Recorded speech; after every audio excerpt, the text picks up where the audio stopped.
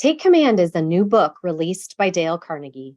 The book features leadership stories from our podcast guests, as well as young, up-and-coming professionals. Published by Simon & Schuster, Take Command is co-authored by Joe Hart and Michael Crum. Visit takecommand.com for more details and to buy the book. Now to our latest episode.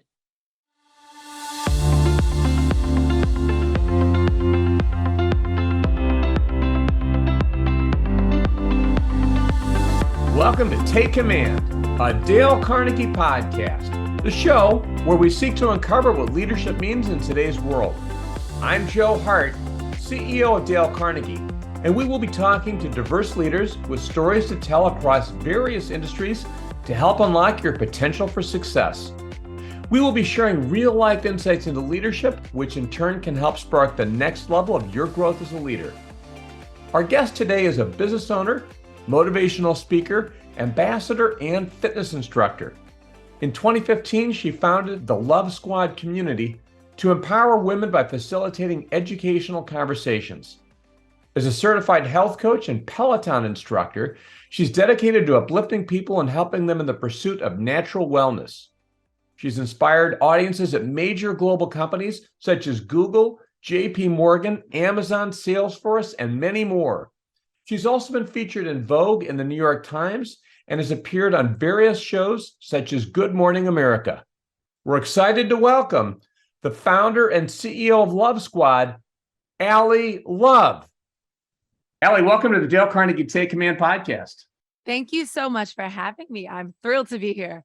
Well, and I'm thrilled to have you here. I mean, you are a really incredible person. I know you're a business owner, you're an arena host for the Brooklyn Nets, you're a top Peloton instructor, you've got this Love Squad organization that you've started, you're really into community, you're doing so many really, really incredible things. So looking forward to learning about you, and tell us about, what are some of the things that led you from kind of where you started to where you are today? Yeah. So I would say the number one thing that led me is curiosity and hunger. Number one and number two. One, I will say I am thrilled to have this conversation. To be on this podcast is a big deal for me. And the reason for that is because growing up, I didn't know what were options in my life, in a sense, right? My mom is one of 10 kids, lives in Miami, Florida. I'm half Black, half white, very much like a Black woman in Miami, learning Spanish, like living all the kind of flavors of our family, in a sense.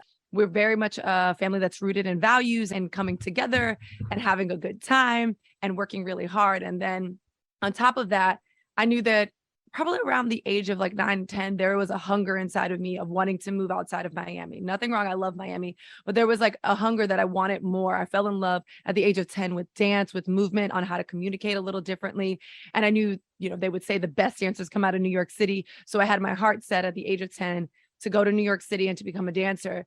And that's exactly what I did. I ended up going to a middle school that had a dance program, auditioning, getting in. From that middle school, I went to a high school. So that was Norland Middle School in Miami.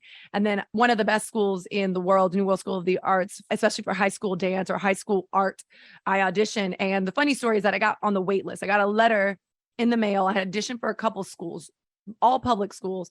And I got a letter in the mail that I was waitlist. And it kind of broke my heart in a sense. And I think that was the first moment at a very young age that I learned to make peace with the decisions.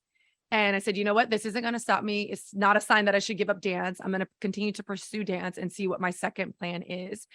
And then a week later, I was with a friend and her mom, and my dad called her mom and was like, can I speak to Allie? And I thought it was an emergency. And my dad was like, you got a phone call that said New World School of the Arts made a mistake. They sent you the wrong letter. You're actually in the school. And so it was one of those things where I was like, ooh, that was a quick lesson. I'm happy it was quick. It hurt really deeply in a sense of like wanting something at a young age, thinking that I was capable, and then it not being an option for me, but learning that if I continue to stay faithful and work hard in a sense of like not letting go of that dream, I can pursue it. So went to New York School of the Arts, graduated. That brought me to New York City. I got a scholarship to go to the Alvin Ailey School and I got a bachelor's in fine arts at Fordham University in Lincoln Center. And it just ended up kind of this curiosity of what's next. If this is possible, what's next? If this is possible, what can happen next? Around the next corner in New York City, what could happen in such a very much altruistic way? Like, what could be next for me? And it was that hunger of, I know that there's something more. I know that I deserve more. And I know that might sound a little arrogant, but at a young age, I knew my family deserved more. We had humble beginnings. My mother worked really hard to make sure that we could afford tights and I could afford dance class, but it wasn't easy, right? We didn't come from support or comfort. And so there was a hunger of like, I want to get to that point. I want to continue to strive and figure it out. So from the very beginning, this curiosity of, wow, what could happen next? Coupled with hunger of like, I know that I do deserve, I know my family does. I know my mom works really hard. There's more out there and we deserve a piece of that. And how hard can I work to get there? Those are the things that fuel me and continue to fuel me. You clearly worked exceptionally hard. It's just really incredible, I think, about you getting that letter. It sounded like you had accepted, actually, okay, so this isn't going to work. What's my next step? I mean, you were not going to let that deter you, which is really a great quality. But I also know you had an accident, I think, just maybe a year or so before that, that really was a significant concern. You overcame a lot, even to get to that point. Yeah, actually, it was at 9 years old. So I got 9 years old. I got hit by a car right before I fell in love with dance, before my mother put me into the summer community camp. I got hit by a car, broke my left femur, broke my teeth, scarred up my face. I was in the hospital for 7 days. The doctor let my mother know that, I'd probably never become an athlete, that I probably have arthritis at a young age. I had to be in traction for about 5 days just to keep the bone from healing incorrectly, because only older people, adults, break their hips, not kids. So it was like kind of an uncommon thing that they were dealing with. So we had to wait for the plate to be made and then shipped over and then the surgery. And during that time, I lost a lot of blood. I was really fragile. I was already a really small kid. I was the shortest in class. It was through kind of being in the hospital for those 7 days that I witnessed and experienced what is now my current faith. Like, I experienced like what I know God can do for me and this ability to make decisions on my own. And there were moments where it wasn't looking so good. And my mother had to let me know, you got to continue to fight, like, if you want to live, and we had those tough conversations throughout the week of being in the hospital. And I still remember it vividly because it was such a traumatic event. And once I graduated from the hospital and been able to go home, which was a big day for me, it was through that year of homeschooling and rehabilitation that I really forged that kind of, when I talked about that hunger, and maybe it was just as easy, to be honest, Joe, that desire came from the fact of I just wanted to go outside and play like everyone else. I wanted my friends to get out of school and me to finish homeschooling and for us to meet on the sidewalk and just play. And I didn't have that ability. And so knowing that other kids were out there living, quote unquote, their best lives as a kid, I knew that that was available to me. I just had to work a little harder. And I think those were the natural things that came out of such a traumatic situation that really did fuel me. And I know it sounds all glamorous. It didn't happen like that, because it doesn't happen like that. Hindsight is 2020. And so when I look back at the decisions that I made, at the way my parents raised me, at the questions my mother asked, it was in those moments that she was shaping me to become the woman that I am today. What I love is, like you said, it wasn't easy. I can imagine you watching the kids, having a good time. And this is a point where mindset is just so important. I mean, you could go in a couple different ways, but maybe because of your mom and because of you and your curiosity and your hunger, you have this positive mindset, which is, look, I'm not going to let this stop me. I'm going to keep on going. And then I'm going to go to New York and I'm going to make this happen. Absolutely. I think that knowing that your life can be taken in a second, I was aware of that at a very young age. After that accident, it didn't come later that I was aware of that. I knew in any second your life could be over. So you might as well have the best time. You might as well make the best of it, and you might as well make the most of it. And so those were little terms that I could reconcile at that age of saying, like, this may be my last time playing, but I'm going to have the best time playing, like, to make the most of it. Because one second I was getting ice cream at an ice cream truck, and the next second I'm in the hospital. And kids are smart. Like, not only are they intuitive, I mean, kids are extremely aware. And so I was able to gather that much information and grapple with the fact that this could be over soon. I've been there before. Yeah, that must have been very powerful, especially as a child where you think you're invincible and then you have that experience. I mean, for you, ironically, that just kind of pierced that idea of invincibility. And it basically was like, all right, I got to make things happen. You decided to go to New York. And we know that sometimes people look at successful people, they look at you and they'd be like, oh my gosh, you're the in-arena host for the Nets and you're a Peloton instructor. You've got all these different things going. Was it a linear success line for you? Were there ups and downs? I mean, what was it like to go from, till you get to New York? What was that like once you got there? What was that journey like? I'll quote another author. It was like Sheryl Sandberg says, like, it was a jungle gym. But I never, and I don't to this day, walk with this notion of things are going to come easy. Like one day I'm just going to win the lottery, or one day I'm just going to walk around the corner and meet the right person and my life will change forever.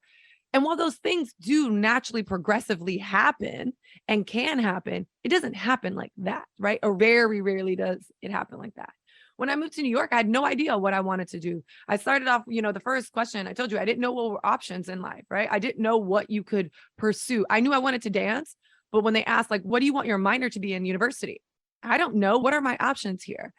I didn't have a breadth of knowledge. I wasn't aware. My family, we didn't grow up with that access to information of like, this is who you could be. This is what you can be. The basics, lawyer, doctor. I knew artist was available because I fell in love with dance and I started seeing dancers, but I didn't know how you can create a career, right? How you can live in an intersection of who you are, of what you love to do and what you're good at.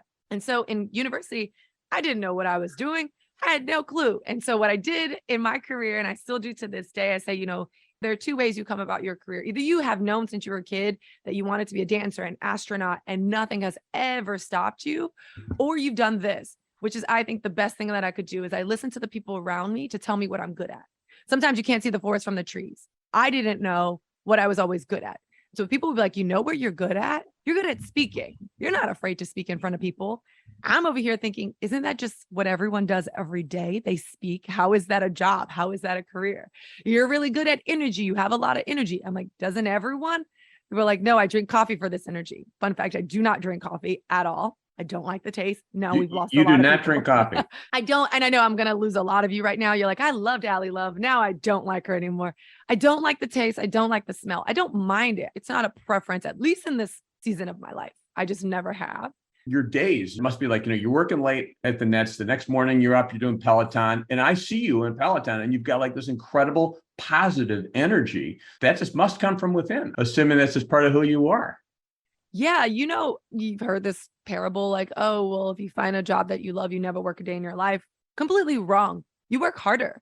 When you find things that you enjoy doing, you end up working harder. If you're with someone or you are this type of person or someone that is like thoroughly enthralled with their work and they come home and they tell you exciting stories. Not every story is exciting, obviously, like everyone needs to kiki and be petty at some point in life. But when they tell you stories, like exciting stories of their job and it's filled with that passion and energy, it's because they sincerely love what they do. I will say not every day is rainbow and sunshines and I'm waking up like, this is the best day ever. I'm not doing that. I can say that I do absolutely love my job. And I love my jobs, which is also important because growing up, my mother was like, you have to be good at one thing. I would say like 7 years ago, the world was really made up of people that were experts. You don't get invited on someone's show of any capacity unless you are an expert. And I remember thinking, well, I'm no expert in anything. I literally do so many things and I know where they intersect. I'm no expert. And we've kind of moved past and into space where, okay, you can be good at many things and you can create a career title. And that's where my curiosity led me. It's like, yes, I have a lot of energy, but this energy comes from this place of I'm not trying to be the master of one trade. I know that there is a lot of room for you to be kind of like the Jack, the Jill of all trades and figure out where they intersect and make a viable career and find that joy in what you do. And that's what I continue to do. Even in my career now, as I look back at all the things I do, in-arena host of the Brooklyn Nets, going into my 10th season, going into 7 years at Peloton as an instructor, never was an instructor prior to being at Peloton, never was a sideline reporter, a host. I don't have a degree in journalism. I had no experience before being the host of the Brooklyn Nets. I've been there 10 seasons. I don't have a degree in business. I don't even know what it really does take technically to build a business plan. But I do have a business. I have a viable business. I too have built a brand for myself. I didn't go to school for marketing and branding, but I've built it for myself. So knowing that I have no fundamental experience, I know that there is a way to figure it out. And a lot of that is fueled by that passion and that energy, that desire and excitement to wake up in the morning and say, what's next? How can I make this work? How can I stay curious around this job? How can I do all these things and kind of go against status quo? And certainly you've done that. When you're in touch with your authentic self, really with that thing that gives you passion and purpose, it's incredible what you can do. So you were talking about New York. You got to New York. How did you get to the Nets? And how did you get some of these other things going once you got to New York? Yeah, so I came to New York my freshman year, and I remember calling my mother after being here for 2 months, saying that this is the worst place on earth. I want to come home. I was very depressed. I was having kind of like separation anxiety, although I grew up very independent. And while I was very independent and I knew leaving home and saying goodbye to my family came naturally, I started to feel a sense of weightiness living in New York. Everyone seemed to know what they were doing. A lot of my college colleagues, they lived in Jersey or in Pennsylvania, so they could go home on the weekend at any given time. I didn't have money to fly back home at any given whim.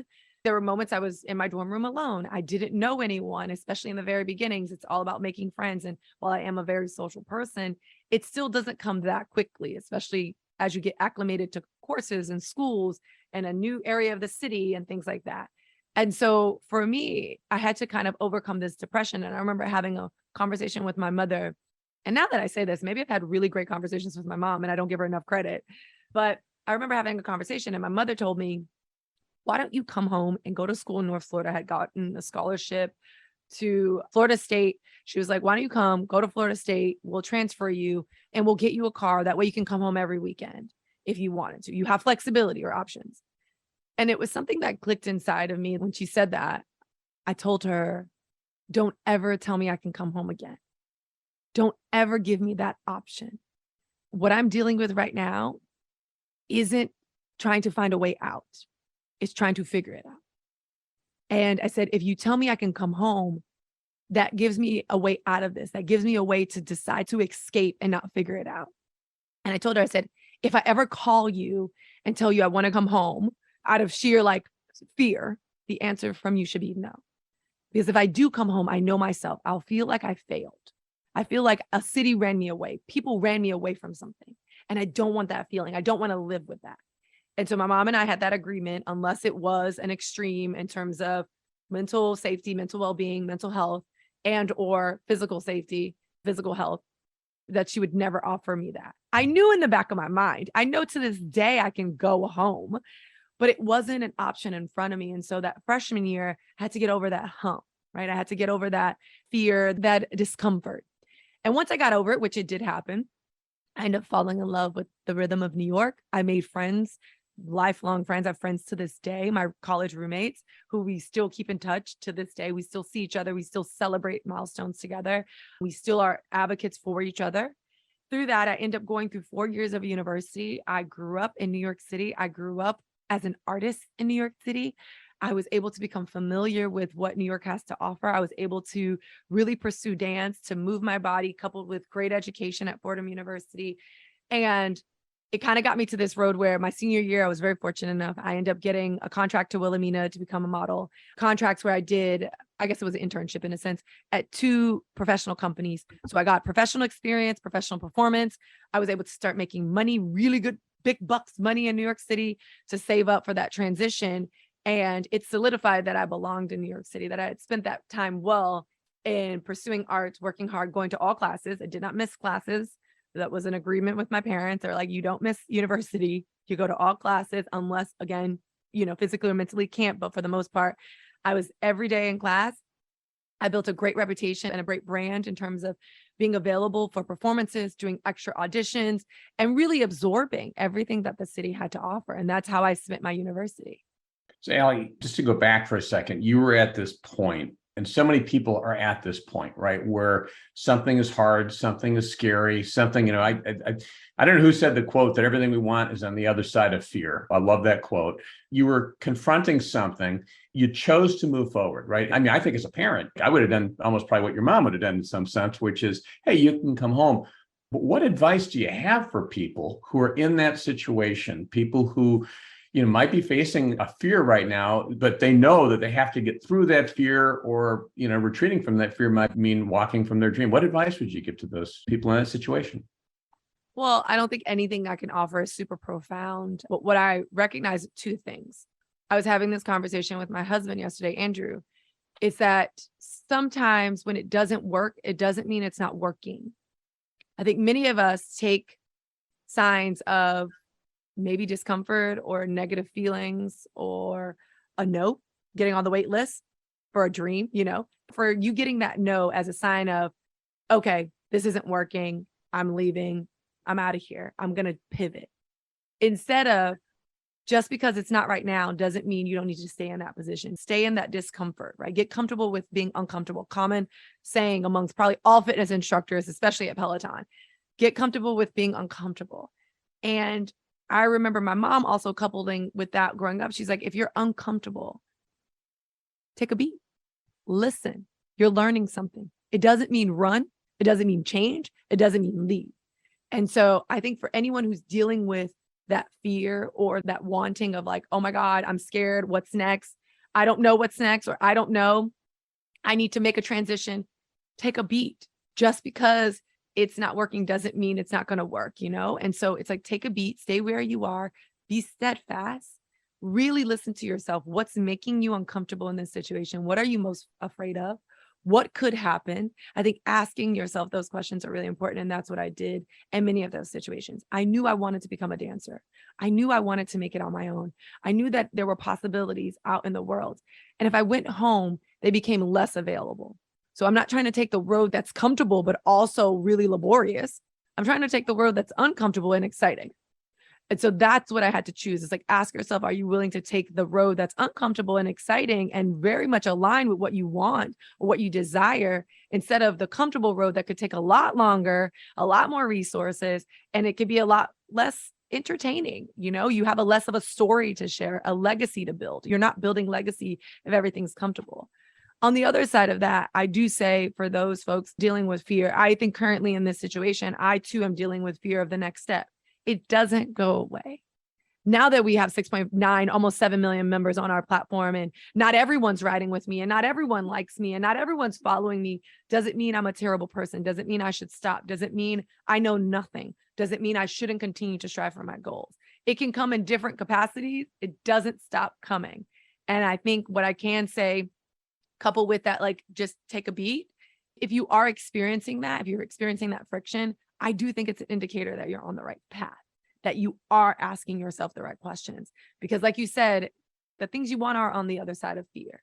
So how bad are you willing to work for it? And that's what I am reconciling internally daily. It's like, how bad do I want it? I do think I deserve it. I do think there's a space for me there. I do think I'm good at what I have to offer at building community, of building these things. Don't back down. It's a great way to look at it, and don't back down. And I keep thinking about what you said about even being 9 years old and having kind of this epiphany about life, you know, and this is the life we've got right now. And, you know, I've heard people say it's not a dress rehearsal. So why not go for it? Sometimes we define failure in our mind as something really that it's not. We'll say failure is, I went for it and it didn't work. Well, how about you went for it, but you learned something and you keep moving forward, and eventually you get there or you get something else. So much of it is how we look at it and how we think about it. Yeah. And you're not alone. Everyone's going through it. Whether it's a CEO sitting at the head of the table, somebody applying for the job at the same company, somebody who has no job, somebody who's transitioning back into the job pool, someone who's trying to start a family, like, everyone's going through something. You are not alone. And I think that that's something that I remind myself often. I have my own story, I have my own challenges, but Joe has his. Like, you're not just over there living hunky dory. And if you are, you'd be like the most well-known person, because you would have told us what the secrets are. There are no secrets. We all are trying to figure it out.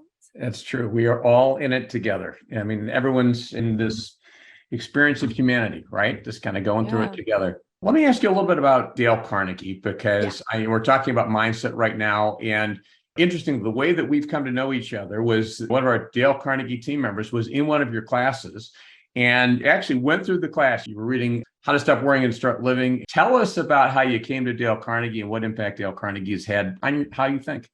Absolutely. That's why being on this podcast is so surreal to me. I'm going to take you back a little bit. Graduated college, started doing more commercial dance. I danced for the New York Knicks, danced for Beyonce, Pitbull, started doing a little bit of a touring situation. And then there became a pivot in my career, and I'm modeling with Wilhelmina. I'm working with like Under Armour at the time. Now I'm an Adidas athlete, but like doing all this fitness modeling, really saving up money for myself, able to provide for myself. And then there came a moment, a shift in my career shortly thereafter. Maybe a year after graduation, there was a shift in myself. I started to become afraid. And the reason I was becoming afraid is because I didn't know what was next. I knew I wanted to change. I didn't want to be a Knicks City dancer forever. I didn't want to dance for Beyonce and Pitbull. While that is very glamorous, and kudos to the people that do it, I knew that there was something else that I was meant to do, and I didn't know what it was. I couldn't put my finger on it. My husband was my boyfriend at the time. He's really good at advice. And so Andrew was like, why don't you Start reading. I love reading a lot. So he was like, why don't you get back to just reading? Start figuring out the answers. This is nothing news under the sun. So why don't you figure out who's doing what you want to do or something similar in reading? Picked up the book, How to Win Friends and Influence People, Dale Carnegie. Dale Carnegie, even though different, you have Carnegie Hall is something that was very prestige. So when I saw Dale Carnegie, I was like, this is probably prestige too, the name. I had no idea. So I read the book and it really changed my entire life. And the reason for that, it was talking about types of people, right? Like, what type of person are you? And it would tell these stories. And I think it gave me a sense of what I would now call figuring out my North Star, figuring out who I was, right? Having a template. And I think this is why people fall in love with astrology and fall in love with the meaning of their names. And the reason for that is like, you get a foundation of what does your sign mean? Are you like that? And if you're like that, it makes you feel comfortable with who you are. It gives you confidence on how you act, react, and respond. And so I think Dale Carnegie provided me that. I know Dale Carnegie, like that specific book, How to Win Friends and Influence People, really provided me kind of like that structure of like, okay, what type of person am I? I think it really did help me frame up and establish like, who do I want to be? Who do people see me as? And who do people say I am? 3 questions that I started to live by. I took 3 months off of work and I started writing out who I was. And I started reading, and I was reading. I wanted to read about Oprah. She's a host. I knew I wanted to host, Ryan Seacrest, VJ, like turned host, all these things. Pat Malashkini, a model. I was a model. She became a host, but more so for cooking, like turned into like kind of chef connoisseur host. So reading all these autobiographies, biographies, I started reading all these quote unquote self-help books. So that was a book that I recommended. And little did I know at the time, very well-known book by many people, very well read and acknowledged book by many folks. Fast forward to this year. I was in London for 2 months. I'm hosting a Netflix show. So depending on when you listen to this podcast, either the show has came out or it will come out. It's a dance competition show where one contestant wins $100,000. The contestants are the choreographers. There are 100 dancers. So I spent 2 months traveling back and forth to London because I would teach classes in New York because I had to teach as my full-time job. And then I would film in between coming back for 1 or 2 classes the rest of the week in London, in the UK. And I felt like my level of stress was at an all-time high. And I was really feeling, again, fear, which I kind of alluded to earlier, that same fear of like, there's something next. I love what I'm doing. I'm not going to give up what I'm doing, but things need to change. And so I need to look internally. And so I'm like, what does Dale have to say? He's written a lot. He's quoted a lot. He helped me a lot. And I found How to Stop Worrying and Start Living. I will say at this time in my life, I don't pick up hard copies anymore. I think sitting down to read is a luxury I can't technically afford as much. So I audible a lot of books. And so as I was getting ready every morning for the dance show to go on set, I started listening to this. I often bring my experiences, things that I've read, statistics that I've learned to class, right? We all are in that same situation. And it was like, you can't sell sawdust, like, and this concept of stress. And I'm like, people are trying to sell sawdust. I think for me, it pivoted a lot of things around stress for me. And I think it was coming from a trusted source, obviously Dale Carnegie, and whoever is the voice of this Dale Carnegie on the Audible, to me, that's how Dale would sound. So this was like Dale Carnegie speaking to me. And so it shifted a lot of perspective. And I will say the other one that I've often referenced in class, and it was because I've never heard this before. And it comes to what I'm currently dealing with, is that no one is kicking a dead dog. I'm like, whoa, that is a very harsh analogy, but it's true. No one kicks a dead dog. It's kind of like this concept of, if you're not worth talking about, nobody's talking about you. When they have something to say, whether it's good or bad, or, you may be indifferent to what they have to say, if they're talking about you, it's because you are doing things that are creating change. Whether you think in a positive, it could be in a negative, whatever, it is creating some type of change. It is creating a ripple effect that now you become topic of conversation. And I think it was a reminder for me, as I am a public figure, that sometimes people will absolutely adore my classes. And then there are people like, she talks too much, or she doesn't play the music that I like, or they prefer a different instructor. And what I recognize, while all those things are very normal and good for the environment, it's just a reminder for me of like, I'm special in my own way, and no one's kicking a dead dog because they say and may write a comment in another platform that I don't love this class, or I don't love, that Ali does this. It doesn't mean that they don't love me. It doesn't mean that people don't love me. It doesn't mean that my self-worth is being questioned. It means that I'm on a platform that is creating conversation. I'm creating content that's creating conversation, that's thought-provoking. And it is up to the thinker and the person who is having this dialogue to decide what and how they want to respond.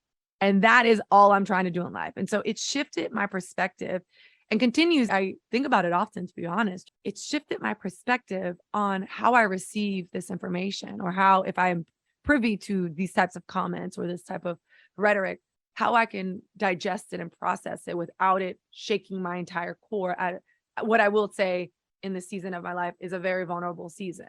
Well, it's got to be hard because you're out there, you're visible, and public figures are people who, can have people saying wonderful things. You can have people trolling you, all kinds of horrible things out there. But what you're saying is really true. And it's part of the growth, I think, of just kind of becoming more comfortable with who we are and having that thicker skin, because not everyone's going to love us. Some people, no matter what we do, someone's going to have something negative to say. But then again, if they're saying something negative, it's like, no one kicks a dead dog, right? I mean, it's like, hey, you're doing something, you're out there, you're visible, you're making something happen. But dealing with that can be hard emotionally. It sounds like that has helped you in the season of life that you're in, and just kind of work through those kinds of things. And I would expect it will really help, especially kind of as you continue to move forward.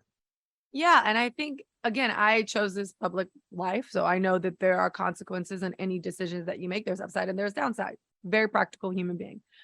I do know that it doesn't necessarily soften the experience, especially on the flip side, when it's not as positive. It doesn't soften the experience of what a human deals with, no matter how visible they are. It still hurts, right? Sticks and stones break your bones, but words can also hurt you. Like, no, this is true. They do hurt you. They can break you down.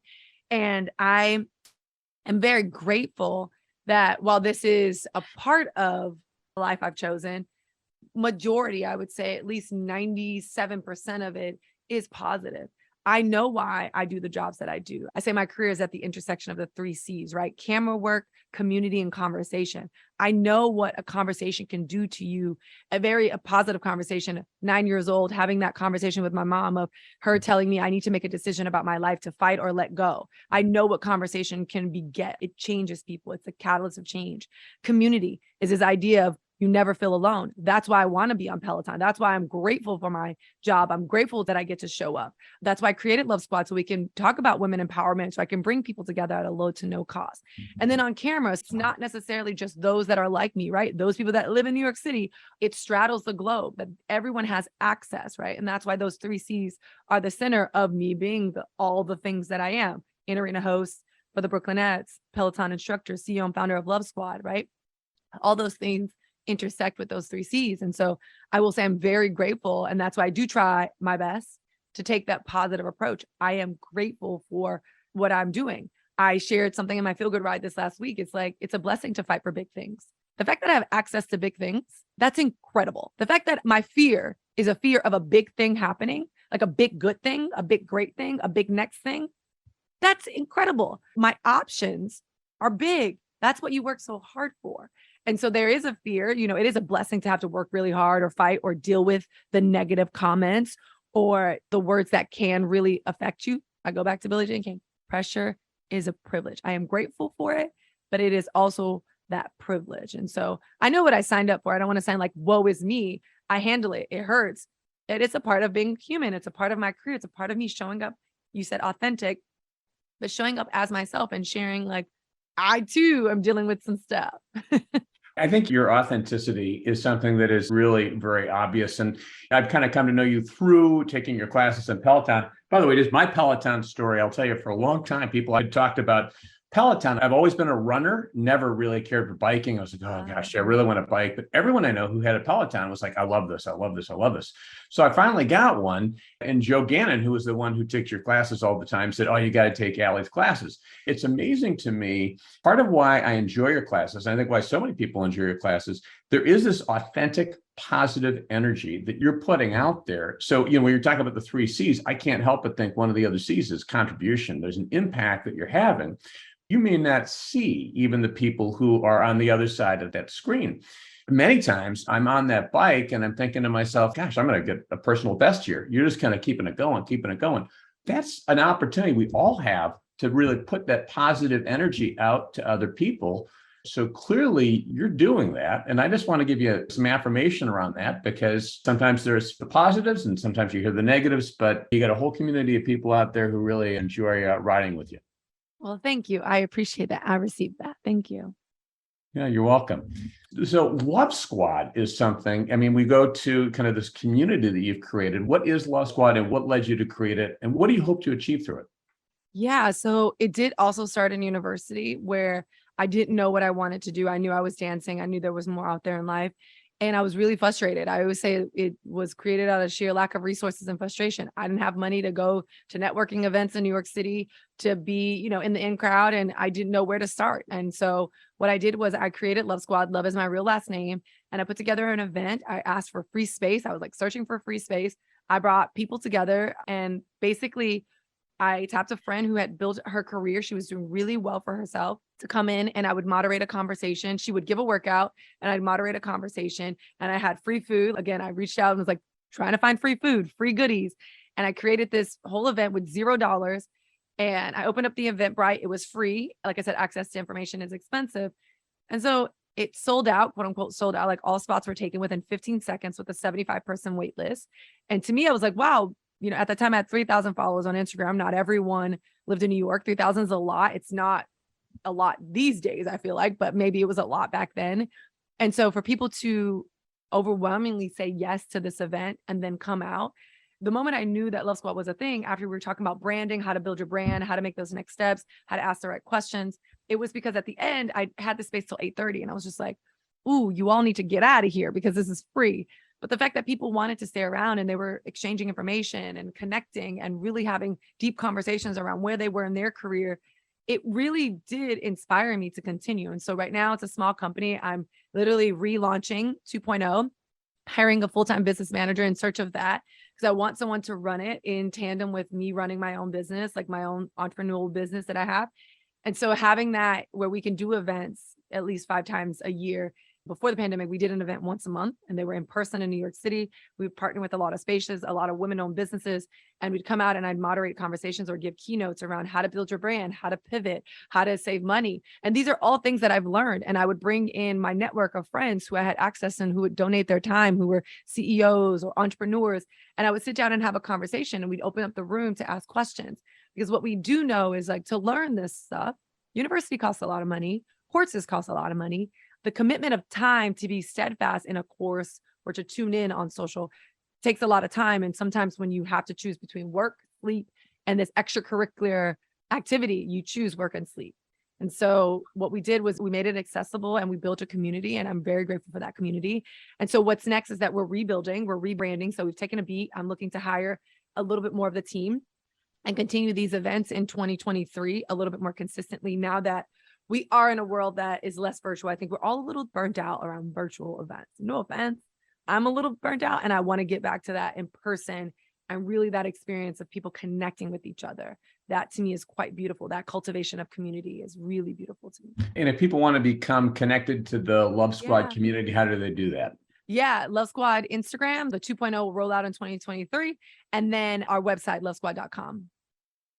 Okay, well, sounds good. So, Allie, how do you define leadership? What does leadership mean to you? Yeah. When I think of leadership, I think of someone who leads from the inside. There is a parable that I'm really going to butcher right now. It's like this story of the best leader doesn't necessarily get to the destination and say, I got us here. The best leader amongst a group of people that arrive at a destination and the people look around and say, wow, we made it. And I think that to me is a reflection of a good leader.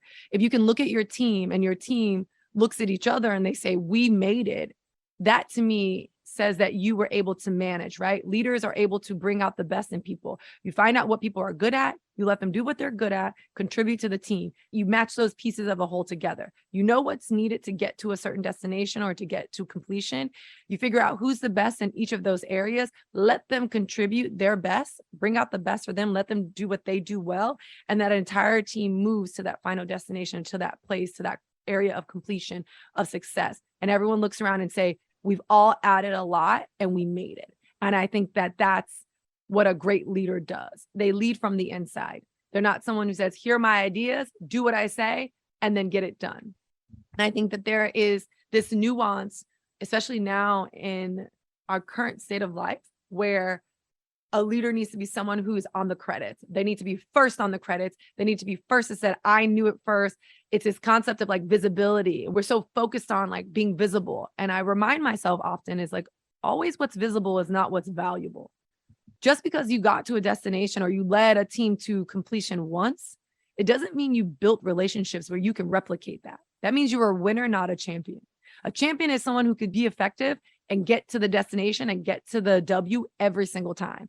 And most people that can do that is a person of the people, right? Who inspire, influence, ignite, excite those folks to do what they do really well and to do it together. And then they move. And you can replicate that multiple times and people will follow you anywhere. That's a great leader. If you're wondering if you're a great leader, ask yourself this question. If I leave this position, this job, this area, will people follow me? And not that you need to use that as leverage. I mean, you could, but that is an indicator. If you left this company, this position, would anyone on your team, not just out of loyalty, but understanding that you know how to get the job done, you know how to lead, you know how to believe in people, you know how to create community, will they follow you? And it doesn't have to be everyone, but if there are like good 30 people that will follow you, not just blindly, but knowing that you know how to get to the destination, it's incredible. If the answer is no, that means that's okay. It's just some work to do.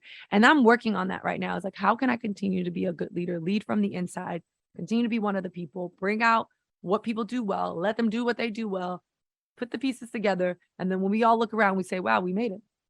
And that's really what it is. It's working together to get to that destination together. I mean, so many times people think that leadership is just like you'd kind of said, it's like command and control, do this. And that's not what it is at all. I mean, it's not arrogance. It needs to be humble. It needs to really bring out the best in other people and to achieve things that they wouldn't be able to achieve together. It seems like that's really what people want is let's do these incredible things. Let's do it together. Allie, you're someone who's always thinking ahead. What are the things that really kind of excite you for the future? So I'm working on a podcast now with the Brooklynettes. It's called Courtside Conversation. It's something I pitched 3 years ago that they picked up. It's on iHeartRadio, anywhere you can listen to a podcast. We tested out for about 6 episodes just to gather our bearings and kind of get my footing as a podcast host. It's different than just being a regular host. And so now we're rolling out during the season podcast. So Courtside Conversation, where we'll talk about, it's framed up in 4 quarters. It's getting to know a lot of folks that are around the game of basketball, a lot of tastemakers, athletes, and artists.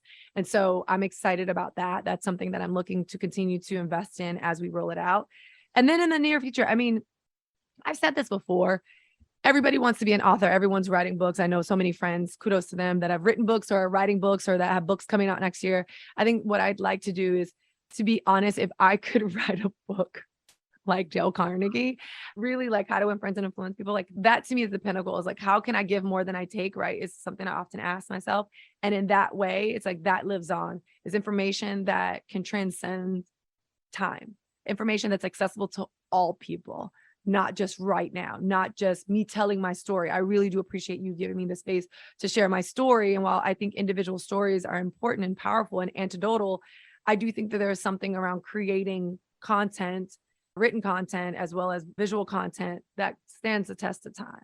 As I think about it, I don't know what that looks like, but I'm optimistic that it's in me, and I don't know when it will come out. I don't know when it will happen, but when I think of the future, that's what I think is in my future, is that I create a piece of content that literally, it's being consumed 100, 300 years from now, that is still applicable to the elements of who we are and not just what we are at the time.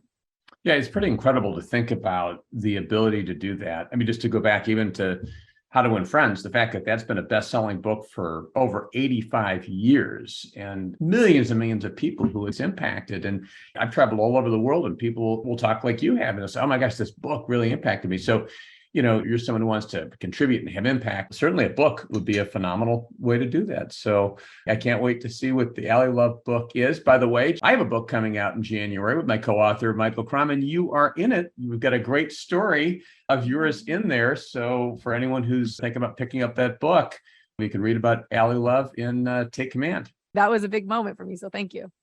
Well, it's a great story, and it's a great part of you that you shared with our readers. I'm excited to have other people experience that as well. Allie, any closing pieces of advice or thoughts for our listeners?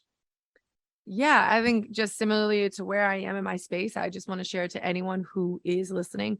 If you haven't figured out the answer, if you feel like you are answerless or you don't have what you think you should have in this moment, just know that it's not lost on you to figure it out in a sense. I tend to go back to old school, put pen and paper, write down what you want, even if it's scary. I know saying like, I want to be an international best-selling author, but I don't have a book is quite audacious of me, but it's not impossible. And so I think putting pen to paper to write down and remind you of what you want and who you are, don't forget the beauty in that. It is something quite special, especially in times, like I said, if you're in this space where it's a little uncertain, you're a little nervous, a little fearful, like what's next and how can I continue to expand? Put some pen to paper and don't forget to remind yourself of who you are that way. Great advice. Great advice. Be bold and write it down, make it happen. And Allie, thank you so much for being here today. Oh, thank you so much for having me, Joe. I appreciate it. Thank you for those that are listening. Thank you for your time. In today's Thought Leadership Spotlight segment, our guest will talk about how you can push yourself forward by applying one of the Dale Carnegie principles and showing more courage than you think you possess. Like Allie Love, our guest will demonstrate how one can succeed even when being uncomfortable and facing adversity. Please welcome President and leader of Dale Carnegie, Missouri, Elizabeth Haberberger. I was 31 years old on the starting platform of my very first ninja competition.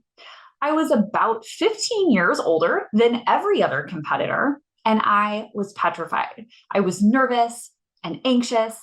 The time started, I completed the first obstacle, and on the second obstacle, I fell. Now you get to continue until your time is done. So I went ahead and I fell again. And then I slipped off of an obstacle. And by the time my run was over, I was embarrassed. It was uncomfortable. I was anxious. And all I wanted to do was get out of there. Until a teenager came over, gave me a high five, and said, "Great job, Liz." And it was in that moment that I remembered, I love ninja. I love the feeling of getting to compete. And I knew I could do more and better than what I just did. So instead of quitting, instead of giving up, I continued. I continued to train. I continued to compete. And slowly but surely, I got better. Just like Allie said, it's in those times when we're uncomfortable that we grow the most. If it's uncomfortable and exciting, push yourself to continue. Dale Carnegie says, most of us have far more courage than we ever dreamed we possessed. Whatever it is, it's making you uncomfortable right now. Push through. You can achieve far more than you thought you could. Join us and order a copy of Take Command in hardcover, ebook, or audiobook format at your favorite bookseller or at takecommandbook.io. Also, you can visit takecommand.com for more information about the book and additional resources. I hope you enjoyed this edition of Take Command, a Dale Carnegie podcast. Check out our resources page at www.dalecarnegie.com for more research, insight, and tools that will support your success in taking command of your leadership potential. If you enjoyed this episode, please consider rating it and subscribing to us on iTunes, Spotify, Stitcher, or wherever you get your podcasts. As always, thank you for listening, and we look forward to you joining us for the next episode of Take Command, a Dale Carnegie podcast.